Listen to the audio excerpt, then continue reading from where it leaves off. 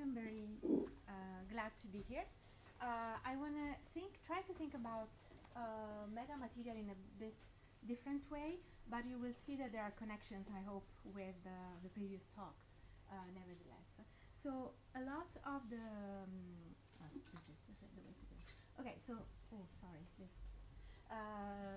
So a lot of some of the inspiration of this work comes by thinking about how in the biological context you see networks that are complex and basically very messy. Unfortunately, I don't know what happened to this image, but it's a cluster of bees that form these networks that are self-sustaining and help them perform specific functions. And so you have all these examples where you see these messy networks that are self-organized, and they're highly functional, and they emerge in all sorts of different contexts. And so the question is whether there are, in fact, this combination of messiness and self-organization, in fact, contains some important feature in how to develop these functionalities, especially because these functionalities are interesting, right? This type of system reach a level of integration with the environment, capacity of sensing the environment and adaptivity that are really actually very difficult to obtain in synthetic systems. And so what I've tried to do is, in this context, to try to talk about three things. How do you distinguish messy networks that are self-organized from each other? Do they have things in common? Or is each messy network messy on its own? And then I'll explain you an example that we've studied recently where, in fact, it becomes clear that the architecture on this type of system can emerge as a design concept that brings in some very interesting emerging properties. And then I'll try to wrap up and talk about things we want to do next. Okay, so we've been thinking about emerging of type of structures, complex network structure and messy network structure in the context of self-assembly nanoparticles in solution that form this type of gel networks. And so trying to understand, okay, how do I distinguish a messy network from the other? One way of thinking about it that has been very useful for us has been thinking about topology. So if this is one, toy representation of my particle structures, and then I can think about there is a length scale here, which is the particle size or the range of the particle interaction, and I turn that structure into a graph using that length scale, so I use it to draw edges between the center of mass of the particles, I get this type of network. And then I can increase this length scale that I use to draw my graph, and then I increase this length scale, and I see different type of graphs emerge, different type of structures that were there but not so visible to start with. And if I characterize the topology of these type of systems, and here we used simple topological invariant like the Euler characteristic for the graph version of the Euler characteristic. And so if you plot the Euler characteristic as a function of this filtration distance, then you see that it changes sort of in steps, identifying length scale over which the topology of the network that I obtain of the underpinning network in fact changes.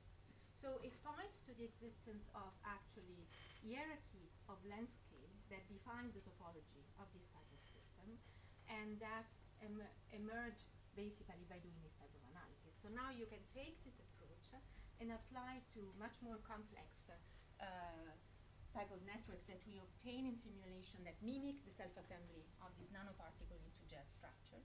And you see, in fact, performing this type of operation, but then if you plot your Euler characteristic as a function of the filtration radius again, you get again the same type of step changes that shows you that if you change length scale, there's going to be different topological elements that actually dominate the topology of your network.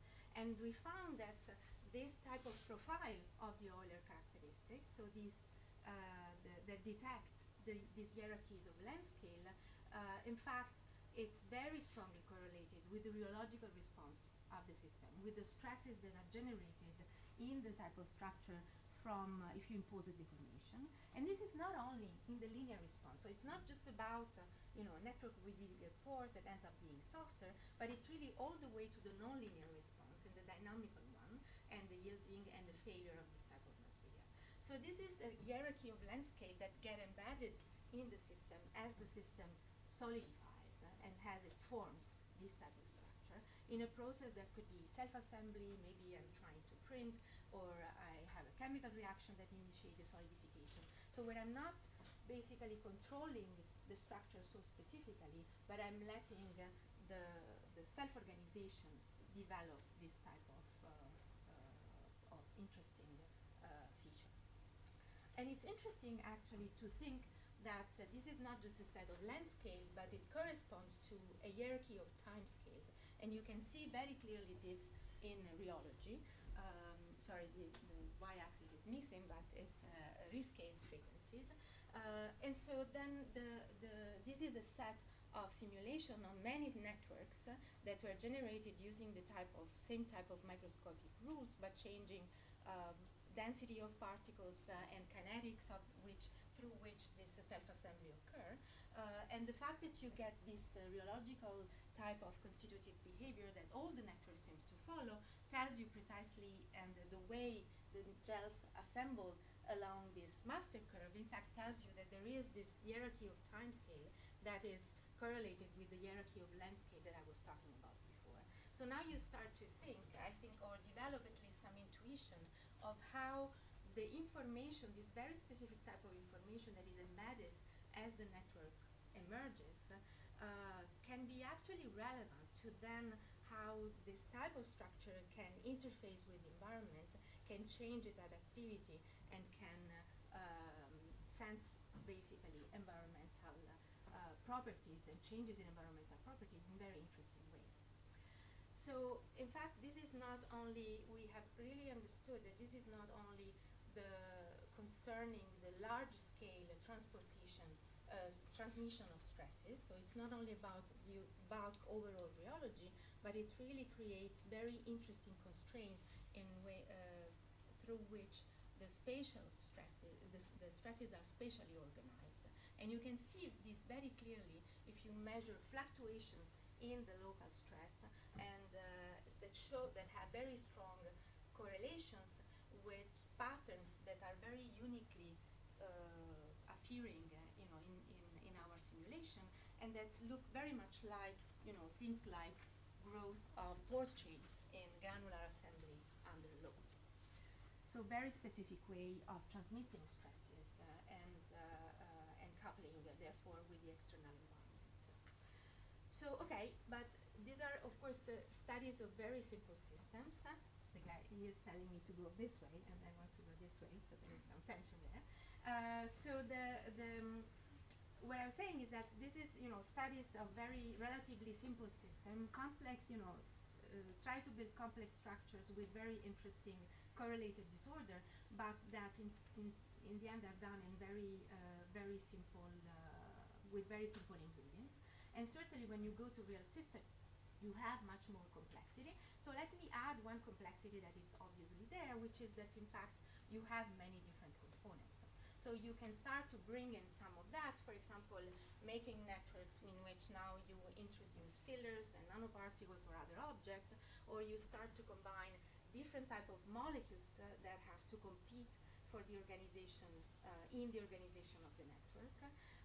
And certainly we were very interested in the examples that has been coming, from the polymer community, where you take two networks, and in the case of hydrogels or elastomers, and then by coupling the two networks and make them self-assembled together in very specific way, you actually get properties that are very non-trivial, that you would have not at all predicted from one of the two components, like ultra-toughness, for example. And this is probably the case here, right, where you have many different components in extracellular matrices, and the cell produce those materials, not only choosing the components, but really self-assembling them. So this starts to tell you that one way to control this aspect of the complexity of the system is by choosing the right component for your multi-component system, but there must be some aspect of that, of the emerging properties that is related really to how the components are actually coupled together. So what if I could actually disentangle this effect? What if I could sort of think about a system where I have two networks that are completely equivalent, and I only control the way and change the way in which they're coupled. And this is basically impossible to do in experiments, but in fact it's possible to do in simulation, and very interesting to do in simulation. So that's what we try to do. So we use one of our models for building this type of disordered self-organized networks. And in particular, we study, a case where we have particles and that produce fibrous type of gels. So where two particles stick with each other, and when they stick together, there is a bit of resistance to rolling on top of each other. So there is a banding stiffness that gets built in the network. And so this is our, we've designed basically potential energy that allows us to bring in these effects. And this is the potential energy map that a particle that approaches a little fibers of two particles that have already self-assembled, we see with this type of model. So you see that because of this banding term that I talked about before, then there is a tendency for the particles to continue aggregate along the fiber direction, and the repulsion that is built in, an angular term that is built in on the side. Okay, that's how these models work. So now if I want to make two components networks, now I'm going to use this model and make two networks with this model, and then think about the interactions between them. Okay, so basically I can think about two systems that are actually exactly the same. And so I will have, before I wrote here that in our model we have a short range attraction, and so the attractive well depth is controlled by this parameter A. And then I have a three-body terms that determines this banding interaction, which gives me this motifs on the side and creates this repulsion on the side, and so makes the thing grows into fibers in that in the fiber direction. And so B is basically the strength of this three-body term. So now if I think in terms of a two-component system, I can introduce like a chi parameter, where basically 1 minus, so chi is, the larger the chi, the less the stickiness between the two components, because I have now an A term that governs the interactions between the two species, so an Aij. And so when chi is 0, chi 2 is 0, then basically I have the same stickiness between the two species that I would have in each species. And when chi grows to 1, the two species become less and less sticky. So the whole thing is repulsive now if I have one particle of one species approaches the fiber of another species, but I still keep this angular repulsion that has this shape, and so there is a profile in the way the two species can assemble. And what this does is that basically if I have two fibers of the two different species, they cannot just align, right? They cannot associate laterally. There is a price to pay to do that.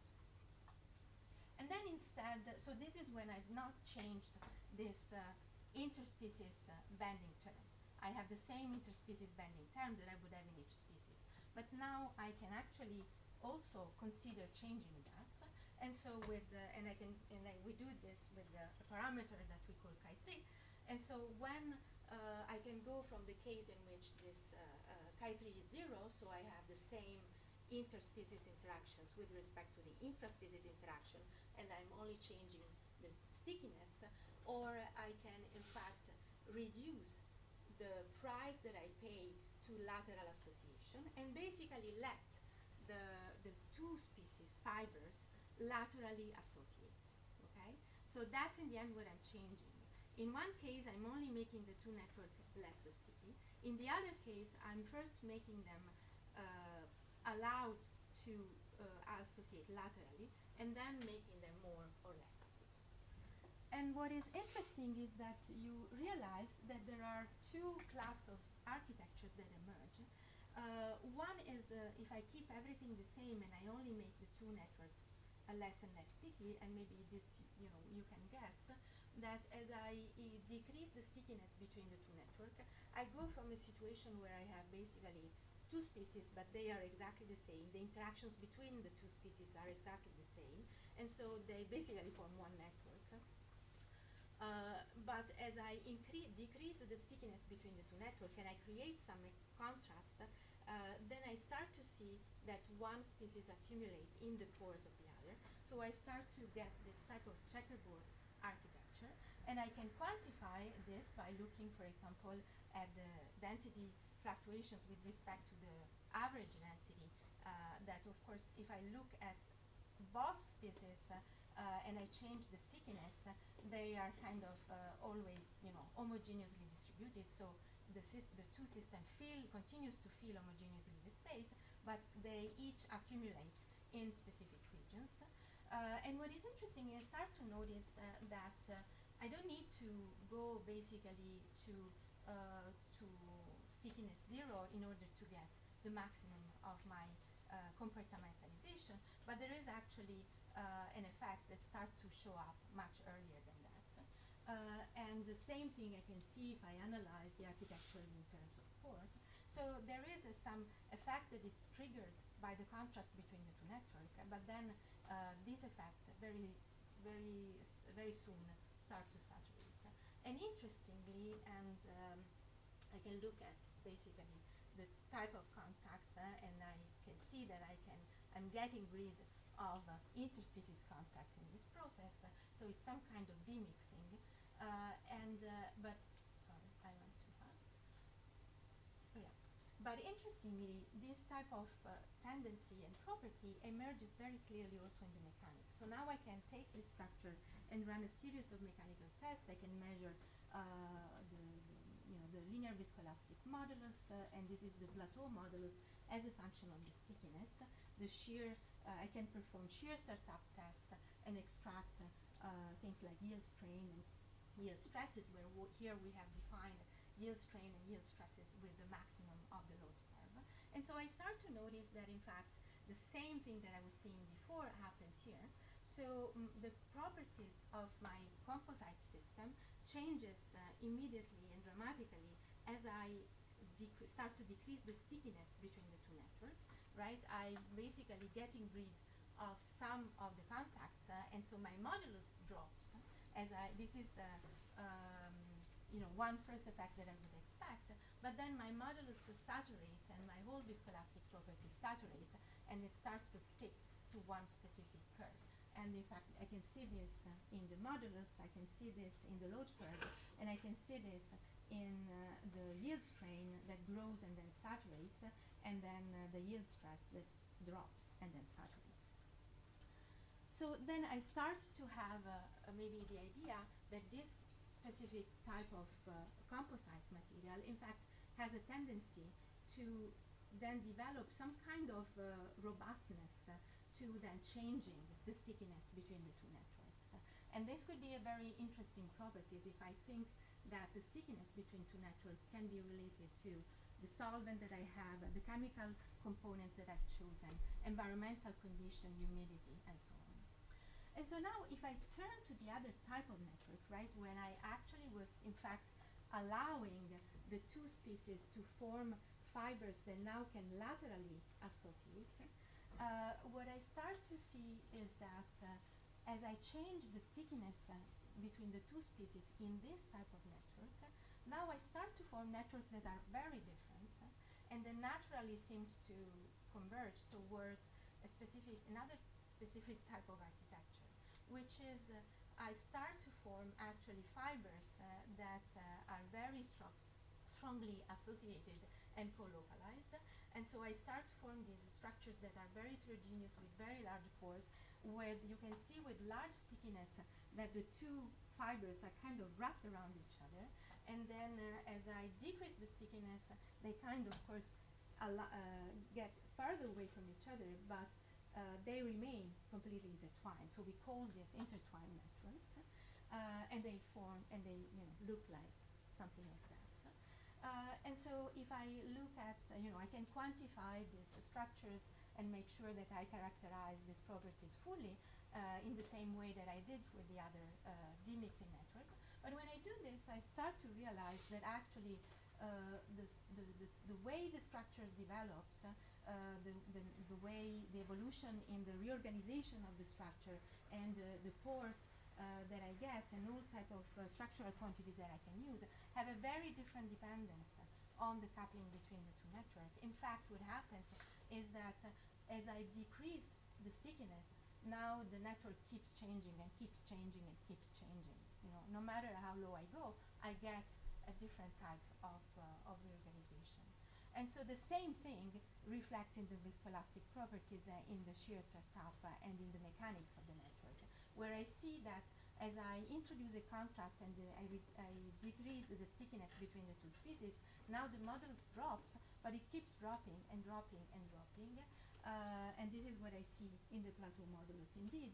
And the same thing happens with the load curve, where I get, yield stress and yield strain that goes to actually larger and larger values, and this is what I see here. So now this actually creates the idea that this type of architecture, which is clearly very different from the one that we were studying before, in fact has in itself the tendency to be very tunable and actually able to adjust to the fact that I'm in very specific way to the fact that I'm changing and reducing the stiffness and the coupling between the two networks. And so this is very interesting, right? And one of our reviewers said, well, that's cute. You did these structures in the computer. How do we know that this is anything real and this is anything related to real systems that were your inspiration? And so, in fact, you can now search the literature. Of course, to image this type of double network is very difficult, and it's basically impossible in polymer systems. But in biopolymer system, you have confocal microscopy that you can actually look at. And so you see, in many different type of systems that you see this type of architecture emerge all over and over. So either two species that tend to demix with each other and occupy one the pore of each other, and the others in which they tend to be intertwined with each other in very much the same way. And here, I've played this game of picking and choosing and the images in my simulation that look a lot those specific architecture that I see in experiment and in real systems. But what is I should tell you that you can do actually much more than this. And so this is the studies where we collaborated with chemists that in fact make synthetic extracellular matrices by building this multi-component system and tuning the chemistry in order to get different type of self-assembly and therefore larger scale mechanical properties. And so you can tune this model to basically adapt quantitatively or reproduce quantitatively some specific properties of each of those chemical systems. And then when you self-assemble, you start to get similar type of emerging properties in the same way as they emerge in the experimental system, again, linear and nonlinear. So one interesting properties that start to emerge is not a specific a perturbation to a specific response of the same type that we were seeing in some of the previous talks, but I can think about this test experiment, right? What if I make one of the network in this way, and now I change the interactions afterwards, right? And I study how the properties of the emerging multi-component network changes as an effect of that. As I told you before, I'm thinking about what happens if I've identified a way, an architecture for my network, and now I want to change the component, or the environment changes, or the solvent changes, right? And so if I can do this in the simulations, and what I'm measuring here, this parameter delta, is basically the deviation in the load curve that I measure from the mechanical response of this type of systems in the simulations. And so you can see that in the demix network, which are the ones that had these properties of basically remaining very robust beyond a certain level of stickiness between the two networks once that the architecture is formed, then you can see that these delta actually remain very small, no matter how large are my changes in the interactions. And I change both the stickiness or the tendency to, associate laterally. And it only really becomes to grow when I've made so big changes that I tear apart the whole network. And instead, in this intertwined system, I see that this delta, it's basically always large, right? As soon as I do a very tiny change of my interactions, then this delta immediately jumps. And so that's kind of a way to quantify this tendency that seems to be built in this type of architecture. One, to make a system that is actually more resilient and robust to changes in the environment, changes in the composition, and one that makes the system, in fact, very tunable and adaptable to changes in the composition and changing the environment.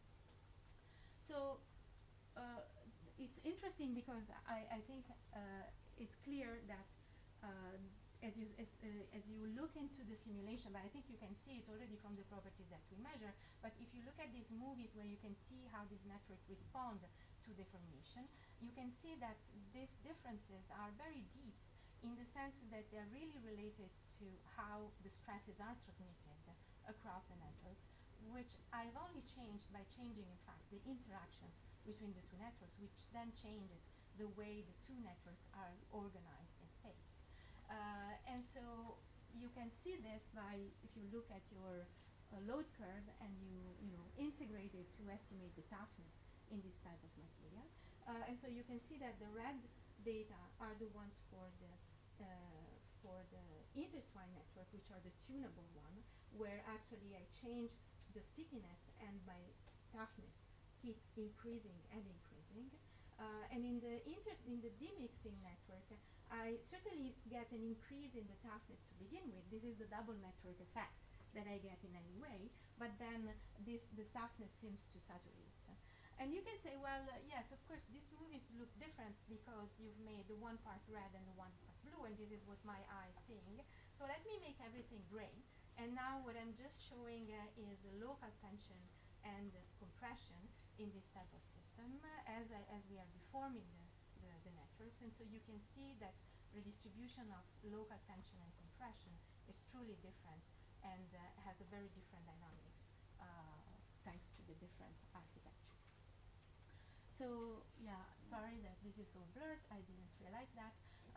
But I'll just tell you briefly, this is something that we're working on, which is now performing cyclic tests to understand, in fact, these differences in the dynamics and in the type of plasticity and ductility that gets built in this type of architecture by performing cyclic deformation and studying the amount of hysteresis.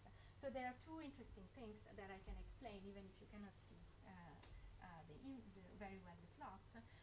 One is that, in fact, if you look at how the hysteresis area depends, there is very clearly, very strongly hysteretic behavior, which depends very strongly if when I do my test, I go to up to a certain strain and then I come back. And if I change that maximum strain that I reach, I start to develop a growing hysteresis. And when I plot the hysteresis as a function of this parameter, which is the maximum strain I go to with respect as a fraction of the yield strain in the material, so then I can see that the two type of architecture, in fact, have a clearly different dependence on their hysteretic of the hysteresis area on this parameter. This power law dependence, the difference in this exponent, we don't understand it. We don't have a good explanation for that. But it's interesting because it seems that there is a macroscopic fingerprint of these two architectures that in principle I could be in a situation that I could not see, but as it is the case in many cases. I don't know what is really the architecture, but I could use this to sort of guess what is the architecture that has been built in my system, and this is something interesting. The other thing that is really interesting, and also you cannot see, so you will have to trust me, this is a preprint that is currently under review, is that when you look at what are, during this hysteretic process, what are really the bonds that are being reorganized, reformed, and broken, because these ideas of double networks and ultra-tough hydrogels or elastomers is based on the concept that the coupling between the two networks select specific types of what I would call sacrificial bonds, which are the things that, in fact, are bound to break when I deform my material a little bit in a metamaterial spirit, which then allow me to relax stresses in different way, which then increases the toughness in my system. And so here what I see that depending on the two architecture, I select bonds that break and reform that are distinctly different. In one case, most of my breaking and reforming occurs in intraspecies bonds, and in the other cases, most of that occurs in interspecies bond. So it is as if the architecture could allow me to actually design what are the sacrificial bonds that I'm going to build in my material. Okay, so I want to conclude and summarize. I tried to, and I'm very interested in thinking these days in thinking in these terms, that in fact real self-assembled gel structures are messy networks, but they have specific hierarchies of length scale and time scale that are built in. And so maybe they do contain some interesting information that is stored in the system, some interesting way to sort of reorganize stresses and structures, information about how to reorganize stresses and structures, which then could have an impact in designing very interesting emerging collective properties like adaptivity, interfacing, sensing, that would be very cool to think about for materials that we try to make. I've showed you that if you add the complexity of having more components, then you can clearly see how it is about not just which component I pick or how one element is connected to another one, but really about how these are organized in space, and this is the concept that I'm after. And I try to show you how, and an interesting example is engineering double networks through the interactions between the network, which then can allow me, if I tune the stickiness versus the possibility to associate laterally into two classes of architecture, one that is sort of demixed, in which one network occupies the pores of the other, in one that is intertwined, where the two types of fibers are continuously intertwined with each other. And these two classes of architectures seem to select the capacity of one network to be more robust and resilient to environmental conditions, and the others to be very tunable and sensitive to changes in environmental conditions.